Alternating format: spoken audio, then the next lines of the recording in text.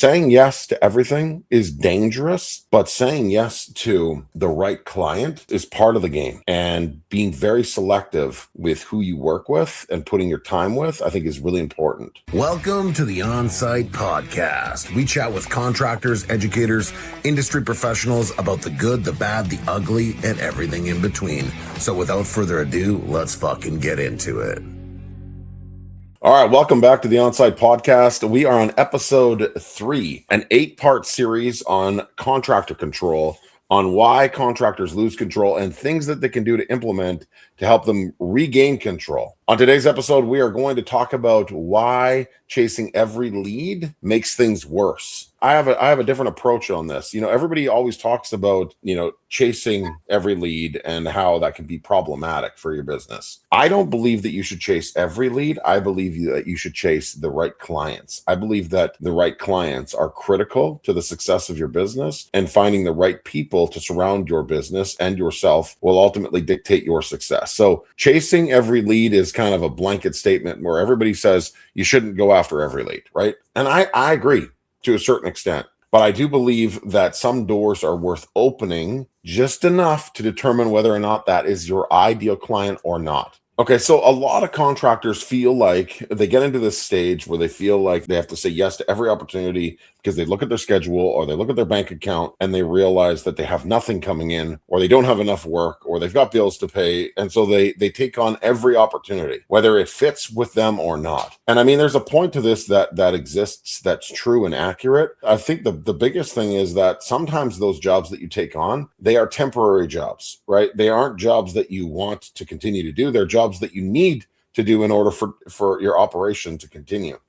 Now, when you take these opportunities, I think the biggest thing is that you identify and you organize them in a way that you can better market them and expose the true opportunity. Because what's really happening here is that, let's say that you start your business, right? And now you're thirsty for opportunity, right? And so you take this opportunity, you take that opportunity, you do, a bathroom, you do a kitchen, you do a main floor, you do an addition, whatever they might be. I don't know. It totally depends on your network, your community, the people that you have around you that will dictate the types of initial opportunities that come in. And those initial opportunities that come in are generally connected to friends, family, or close supportive people. So let's just say hypothetically that you want to be, a large scale remodeling company, because everybody in some way, shape, or form always wants these big projects, but they don't get the big projects to start with. They ultimately get a bunch of small projects, and then they start posting and talking about the small projects. That's not going to get you the bigger projects. That's the true reality here, is that it's not even about chasing opportunities. It's about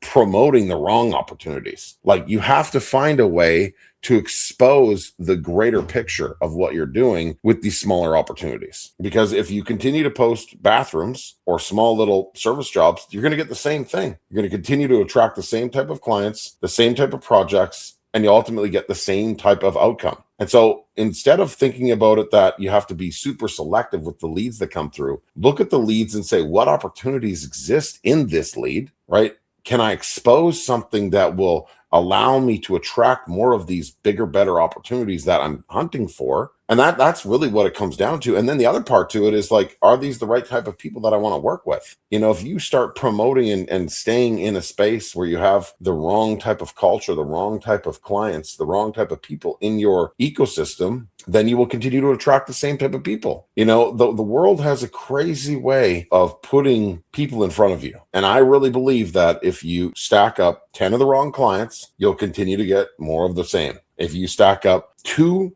not great clients, 3 okay clients, 2 really good clients, and you expose the 2 really good clients, I think that in the next batch, you will attract more of the really good clients. So I think it's really important that we understand that when we start, we have to sometimes take a lot of things that we don't want to do. But I think what's really important is just exposing the true opportunities and the true, the services that you're providing for the people that you want to attract more of. So when a contractor ultimately says yes to everything, 2 things happen. They close the door on bigger, better opportunities, and they maybe, like I mentioned earlier, they maybe attract more of the same type of clients. So let's say that you say yes to a project that you don't want to do, that the client doesn't fit fit your avatar. There's no future opportunities. There's no potential there. You say yes to that person. That closes the door for your availability to do other projects, to do other tasks for other people that fit your client avatar, that fit the type of project that you're trying to do. And so this is a hard place to play in because most people need this level of validation that, they're making the right moves, but then their bank account is probably saying, something different. And so then they just say yes. And then they say yes again. And then they say, and I'm guilty of it too. Like I have stacked up, 4 clients that weren't my ideal client. And it literally happened like this. I took one that I shouldn't have taken. And then right after that, I got another one of the same. And then right after that, I got another one the same. And I recognized even in that moment, I was like, man, you continue to attract the same type of people if you continue to work with the same type of people, And so be very cautious with the type of people that you allow in. Saying yes to the right person is also very important. I also, on the other side, identified that, I had a client who was perfectly on avatar, needed a small little project, a small little office converted into a bedroom. And I knew that client, if I could deliver a great service for them, there would be bigger, better opportunities. Well, that same client, delivered millions of dollars worth of work over the course of the next 5 years. And I took on the one small little project that most contractors would have walked away and said no to. They would have said no to that. Another situation, there was a small kind of dirty, shitty job, right? But the customer was my ideal client. Had lots of, businesses, lots of commercial facilities all across, the province. And doing that job for that client, I knew would close the door for the other contractor and open the door for us. And so sometimes you have to capitalize on opportunities that exist. And this is a note for the contractors that lost those opportunities that said no. Somebody was already working with these clients, right? Every good client already has a contractor associated under their belt. What happens is the reason they start looking for somebody else is generally that contractor gets really busy because he's probably really good, gets really busy, and then starts saying no. He starts saying yes and no to the job, not to the person, to the job. If my premium client asked me to hang a picture in their living room, I would hang the picture in their living room. Doesn't matter the size of the project. The power of the relationship is the most important element, because those other contractors that said no to those 2 customers, there's hundreds of other clients like this, but those 2 contractors that said no to those opportunities that the clients were asking ultimately lost on millions of dollars worth of work following those 2 opportunities. And so saying yes to everything is dangerous, but saying yes to the right client is part of the game. And being very selective with who you work with and putting your time with, I think, is really important. So let's just say you're not busy, right? Let's say you are busy. You're either busy or you're not busy. So we're going to go down the path of you're not busy. Unfortunately, you're in a vulnerable position if you're not busy. If you have no cash coming in, if you're dependent on, the next opportunity that comes to the table, you have to really look at your process. Are we profitable? Okay. Taking a job and making sure that you have the right systems in place and the right sales framework is critical. What is the point of estimating a project to not get it? Like, what's the point? If you estimate a project and you don't get it and you're not busy, you have to look at your process. Something is broken. Something inside of that sales framework is broken. And because if a client is calling you for a service and they say they have a budget, they say they have something, they say they want to do something, there's probably a good chance they do, right? And if you have no work, your job is to find a way to work with them, especially if they're ideal client. Find a way, okay? If their budget is whatever it might be, I'm just going to use 200K. If their budget's 200K and they want all of these different elements, they want all of these things that they can't obtain inside of that budget. Maybe they haven't had a real conversation. Maybe they don't understand what they can and can't do. Building trust and authority with that client, utilizing their budget, maximizing the opportunity within their budget is really what you have to get really good at. Because if you don't do it, the other guy's going to do it. Like, they're going to hire someone. Almost every time you go to a client and you talk to them about a job, you talk to them about an opportunity, and you put together your proposal, and you come back and they're like, oh, that's higher than what we thought. You give up because you didn't manage the sale properly. The client hires another contractor. They get it done. And you fucking lost out on them on the opportunity. And this happens so frequently. It's just crazy. And they blame the losing the project on so many other things. If that's my ideal client, if that was the customer that I want to work with, I'm going to help them understand exactly what every dollar is going to go towards so that they can trust me, so that they can believe in me, so that they can believe that we are capable of bringing this to life within their budget. Sometimes you have to get creative with your process, make changes so that you can attract and execute for that customer. So if you have no work, look at your process, okay? Or come to one of our calls and say, I'm not getting any work. Maybe we can tell you real quick and identify what's actually going on. Hey, we've got an ad here. Make sure to pay attention. What's up, guys? Are you a contractor or business owner looking to take things to the next level? Well, I've got something for you. The Elite Builder Society is a community that helps contractors grow and scale. For $49 a month, you can have access to 20 group coaching calls. Look, you're probably wondering, how am I going to show up to 20 calls, Brandon? That's a lot. And yeah, it is a lot for $49 a month. But every call is recorded so you can watch it at your leisure. But you get the best experience when you're live on the call with us. Okay, at the end of every webinar, there will be a Q&A where you can ask the industry expert questions that you can implement into your business. Look, if you're ready to take things to the next level for $49 a month, go to ebsworks.com and register today. I look forward to seeing you inside the community.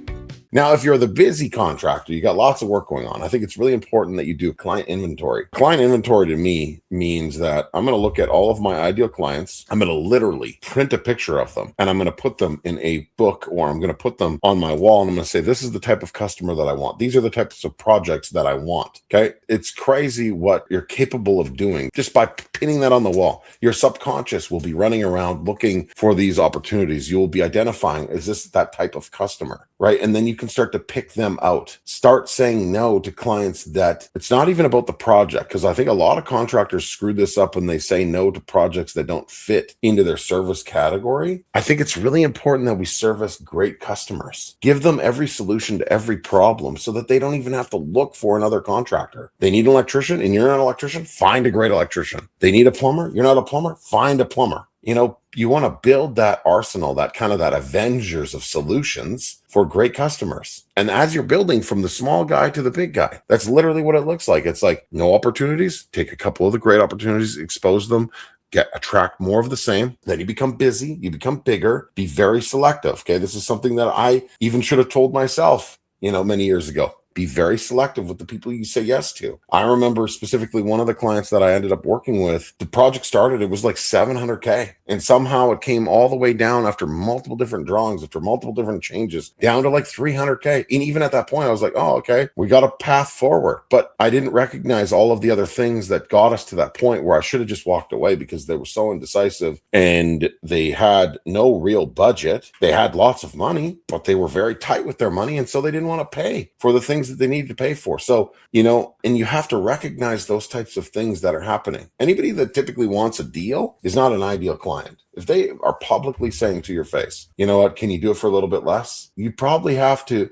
really decide. And it's hard to do when it's, hundreds of thousands of dollars on the table and you need that job. It's really hard to do. They know that they have leverage over you, but that leverage can turn into major problems. So be very selective with the type of people that you work with. This is something that, I think we all really need to be very aware of, even the clients that I coach. If I don't feel like I can help you, if I don't feel like you are going to show up, then I probably don't want to work with you. Like, we get the best results from the people that actually take action, not people that, think that we're going to wave a magic wand and fix whatever's going on. And it's no different in the construction industry. It's no different. There's no magic wand. Okay. It still takes hard work. Still takes action. You still have to fucking show up, and so, picking the right type of client that you can provide a great service for so it fulfills you as a business owner is critical. So the patterns that I see with contractors that struggle the most are honestly confidence and indecision. So they lack the confidence to make the decision necessary to move the business forward. When they have a problem that they're facing on site that they're comfortable with, they're probably the doer of the task. So they probably started as the doer of the task. They became a number two for one of their, the business owners. And then what ultimately happened at that point was they thought they were better. They thought that the grass was greener on the other side, so they would go on their own, right? They don't understand business. They don't understand how to get leads. They don't understand how to build systems. And so what I find, the contractors that I work with, that struggle the most is that, are not even the ones that I work with, the ones that I just see visibly struggling, is that they just struggle with making decisions. They can make a decision on site, they can make a decision doing the job, but they struggle with making a decision to actually grow their business. They miss so many great opportunities early on, and ego becomes just a huge problem. Unfortunately, I have had the opportunity to talk with hundreds of people that I guarantee I could have helped. And I take it literally, like I take it like, it bothers me when I know that I let them go. They let themselves go because they obviously decide not to, move forward with us, but we let them go to fail. And then a year will go by and, we'll reconnect with them and see how things are going. And they're in the exact same position. Meanwhile, the other people that we work with are superseding them. And I think the biggest struggle that contractors face is that they don't understand how to actually grow their business. They're indecisive with their decisions moving forward, and they just resort back to what they know. You tell them you have to get off the tools. Well, what does that mean? It's a lot of things that means when you have to get off the tools. There's a lot behind getting off the tools. There's a lot of systems that are involved with getting off the tools. And I think what happens is when they don't understand, or they lack the confidence to get off the tools, they just go back on the tools. I even have a couple of people that I'm working with just have a slower growth pace. They're more concerned about hiring people. They're more concerned about investing in marketing. They're more concerned because they don't understand what the outcome looks like when they do that action. And so there's this fear thing that exists. And I think the biggest struggle, honestly, the contractors face is themselves. If they look around and they see these big successful companies, they probably have a mentor or coach in their business. There's a high probability that at some point somebody guided them to that point and they were, crystal clear in their direction. They took action and their business still could use work. We can all be better, but I think the most important thing is that you have to make definitive direction and decisions and move forward. Just move forward. Okay, so now on this point that I want to talk about is contractor control with losing leads, okay? So why contractors lose control with their leads and their opportunities. Now, most contractors lose control with their leads and opportunities because they don't understand how to get them. They don't understand what is connected to actually getting a job. They understand that somebody calls them. They don't understand what's behind the action of them actually calling. And what ultimately this is going to be, I'm going to try to explain it in a way that it really allows you to understand, what is the decision making behind that. Let's say that you're a parent, right? And you have, a son or a daughter, and they want to do something that is a little bit out there. Okay. They want to do something that's a little bit out there. They're going to consult with you potentially. They're going to consult with somebody close to them. And they're going to say, hey, I want to go do X, Y, and Z, whatever it might be. And X, Y, and Z is going to be about, this much money. And so in that moment, there's a risk because they're giving up something, right? They're giving up something to get something. And there's this unknown thing. But as a parent or as a supporter of a person, we generally want to, go through our systems. Can we trust this person? Are we confident that they can do whatever it is that we're looking to do? Do we feel like the outcome is going to be, said that we're trying to get? And a customer is the exact same way. A lead is the exact same way. Before they even call you, they are going through those processes. Can I trust this person? Am I confident they can do the work? Do I believe they can provide this outcome that we're trying to achieve? Now, if your content doesn't reflect that, then you can't get a lead. Okay. And everyone posts on social media like it's a secondary or a third task. They go to site, they do the job, they focus on managing whatever it is that they think they're managing. And then they pull out their phone and they create some content. Maybe, unlikely, but maybe, as society continues to grow, this is going to be something that's going to be the norm. Before you do any of those things, you pull out your phone and you record the content about how you're solving this problem so that prospective future client, that wants to maybe hire you, that wants to, be one of your leads, sees that you're capable of doing this task that's very similar to the task that they're going to hire you for. You have to be able to paint the picture of the future for them. They might watch hours of your content. I know that if my daughter or my son wanted to do something, I would not just say, yeah, let's go do it. I would definitely say, let's sit down, let's figure this out, and let's try to make the most educated decision possible so that we can move forward. And so if you're a contractor and you have no leads, look at the way you're positioning yourself in the industry. Can people actually trust you? Do they believe that you're capable of helping them with whatever it is that you're capable of? If you're not doing these things, don't expect to get a lead. Don't expect to get an opportunity. Even if you pay for ads don't put opportunities in front of people that can't actually do them, and so I think contractors lose control of generating leads because they first don't know how to get them. We've ran a webinar inside of our community specifically on how to organize a client as it comes into your ecosystem, right? It's a flywheel. It's an opportunity that exists. And then you want that to repeat. Every great client will attract 5 more great customers. It's your job to manage that. And if you don't understand how to do it, find yourself somebody like us, if it's not us, fine, but find someone that will support you enough to give you the confidence that you have a crystal clear understanding on how to generate these opportunities. Okay, so let's say hypothetically, you're not crazy busy, but you're not dead, and you've got a couple jobs on the table, and you're faced with this opportunity. Okay, it's a very hard decision. It's a very hard opportunity. You meet a client, and immediately something's off. Immediately, it's the wrong vibe, and you feel like this is one of those jobs I should say no, right? And you probably don't. I've done it before. I should have said no, a few times for sure. And I didn't, and I pushed it forward and I got the job. Congratulations. You just walked into basically the gates of fucking hell, and sometimes when you pick these clients that are just the absolute wrong person, it drags you down, and it's hard to say no. It's hard to stop progressing that sale because you feel like that's part of the process. It's like, you get a phone call, you build out a quote, you send the quote. They either say yes or no, you move forward. What if they say yes and they shouldn't have said yes? What if they say yes and they're not the right person, right? Now what do? You've now put yourself in this vulnerable position where now you have to potentially work with somebody that's going to be cancerous for your business, okay? It's dangerous to work with shitty fucking people. It's very dangerous. And they don't uncover themselves right away. And there are some key factors that I want to identify for you so that you can be consciously aware of who to say no to, okay? If the client says, I want it done right away, red flag. Why? If you go to a partially started project and the client says, can you finish this? The other contractor did something. Red flag. Where's the other contractor? Why is he not there? If the client says, can you do it for this number? Red flag. Why do it? You know what I mean? Like all of these little tiny things.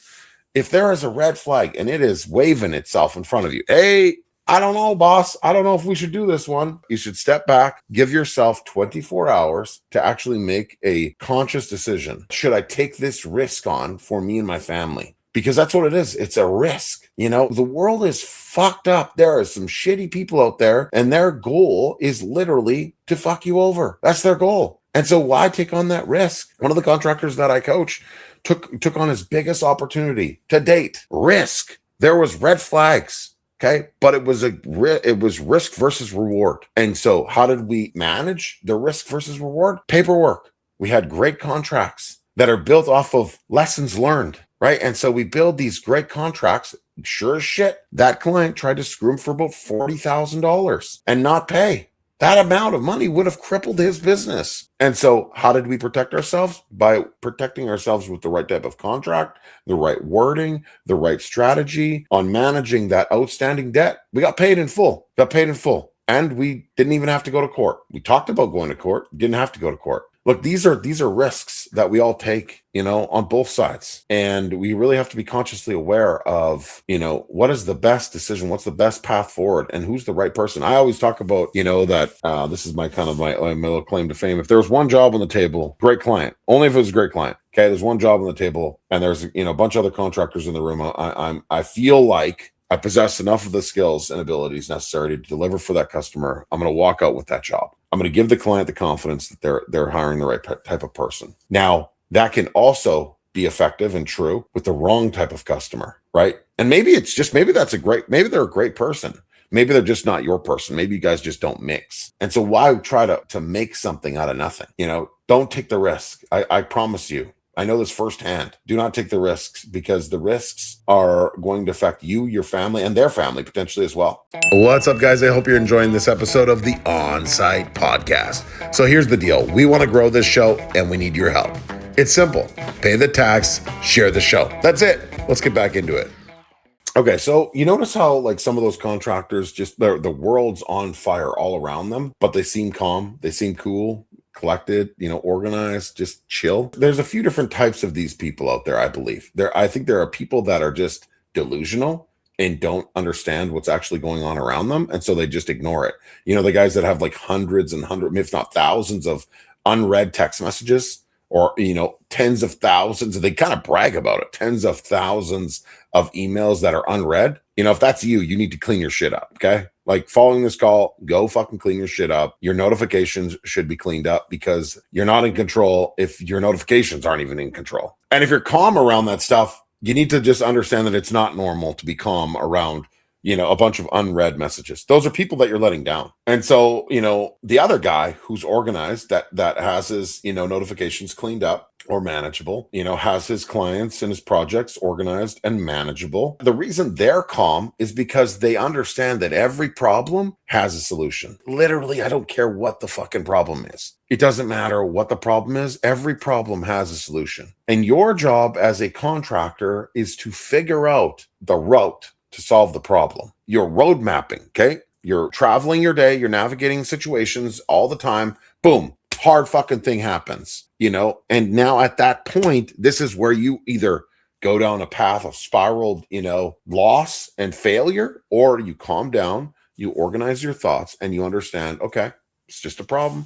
We'll figure out the solution. And then you start breaking down the different options with the different solutions. You start weighing the pros and cons with, this decision versus that decision. And you're doing this internally. And so you have to find a way from problem to solution or directional path as quickly as possible. And a lot of times those are conflicting, uncomfortable, just weird conversations, weird situations that most people avoid. So if your contractor is one that focuses on solving problems, right? They focus on really finding a path forward as quickly as possible. And that's some of the feedback that you get from, previous referrals that you're maybe talking about. These are things that your clients are monitoring, and make sure that your client is aware that you are navigating challenging situations and you're creating resolutions to problems. If you're trying to be the calm contractor versus the one that's losing control, just understand that every problem has a solution. Calm down.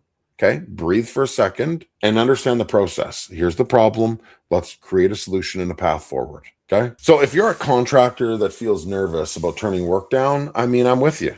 I've been in a position where, finances weren't there and we took on projects that we shouldn't have taken on. And so I can really relate with that. And if you feel nervous about turning that job down, it probably means you shouldn't turn the job down. If you feel really nervous, don't turn it down, but understand how to manage that client and those expectations. And also, if you're not busy, that's when you make these decisions. That's when you have to take a little bit more risk. If you're trying to grow your business, if you're trying to move forward and you don't have a lot of work in your pipeline, sometimes you have to take a little bit more risks. If you're busy and you're booked out, and if you're saying to clients that you're booked out for the next year, fuck, dude, look at yourself. That is the dumbest thing. Don't say that. Like, don't say that I'm not going to grow my business anymore and I'm going to turn away great customers. Okay?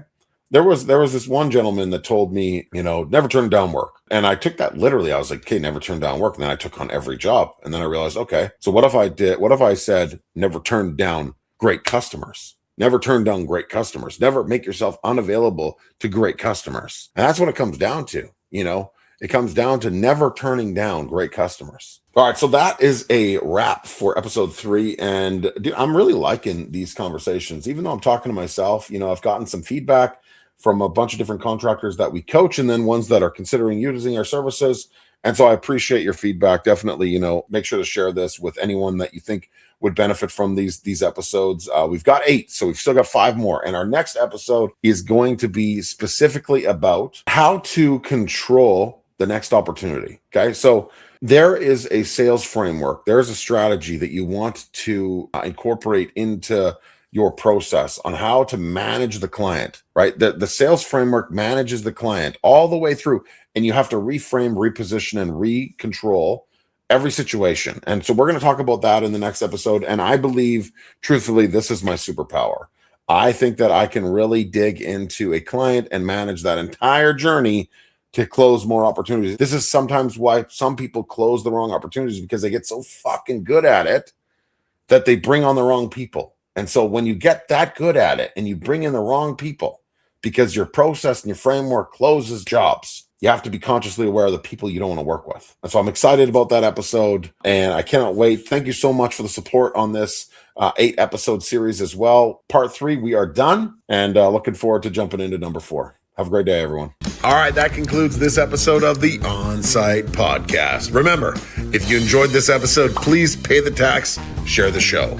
Guys, if you want to be a part of the Elite Builder Society, all you got to do is pay $49 a month. That's it. $49 a month. You get 20 group coaching calls every month. Okay? Go to ebsworks.com and register today. If you enjoyed the show, please pay the tax and share the show.